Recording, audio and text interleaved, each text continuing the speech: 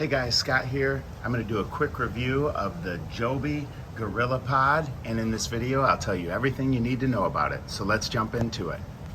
Number one is how solid this construction is. These are very strong, very sturdy. It takes quite a bit to bend them, but you can put this in all different types of positions, which I'm going to show you a little bit more here in a minute. Another thing that I really like about this is it has this level, so you can make sure that you're getting a good level shot.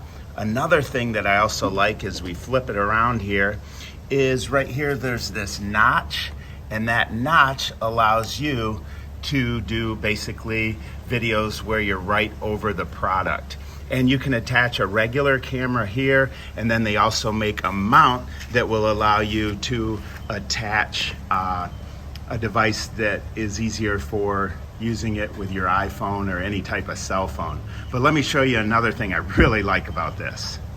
This is probably my favorite part, is how versatile this is as a tripod.